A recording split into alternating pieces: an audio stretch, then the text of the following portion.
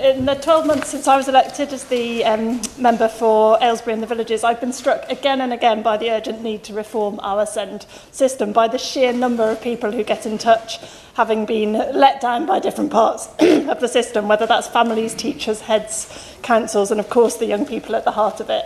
I'd like to focus my contribution briefly on what better SEND provision could look like, and to make 3 points. And the first is that provision must be local and must be mainstream wherever possible. When I talk to parents, they want their children to go to their local school and to be part of their community, but too often they're told that their children's needs are too complex, or that the school just can't offer the provision that they need. I was heartbroken to hear from a mother whose child was excluded from school, not because of poor behaviour, but just because their complex needs were misunderstood and not supported in the right way. And I know it's very difficult from schools' perspectives too, but we urgently need to support mainstream schools to deliver more inclusive provision, which means funding for adaptations, it means training and confidence building for teachers, and it probably means drawing on some of that expertise from specialist providers to help mainstream schools build their capacity and confidence.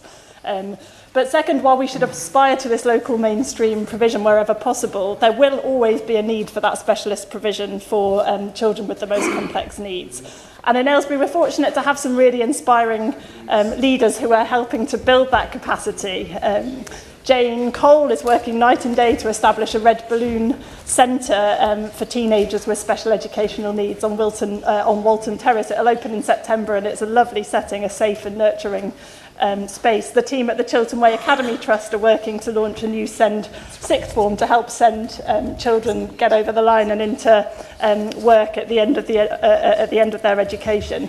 This is going to be absolutely crucial to keep building on as well. But third, we have to address this crisis in home to school transport. So many young people in Aylesbury are going on 2 or 3 hour taxi rides to Oxford, to Milton Keynes, beyond. And I've heard from families in Aylesbury whose children are left waiting for transport that arrives late or not at all, sometimes with drivers they don't know or vehicles that aren't appropriate. Just imagine telling an autistic child that you don't know if anyone is coming to collect them or what that journey will be like. Their distress is really palpable, and we have to ensure that standards for home to school transport are really clear, and that home to school transport providers are better held to account. I welcome the government's funding commitments in this area already. I really welcome the commitment to reforming the SEND system, and it's right that we'll be taking a consultative approach to this. I'll be ensuring that in my constituency people are able to feed in, and that ultimately we're delivering better results for those parents and young people who desperately need it.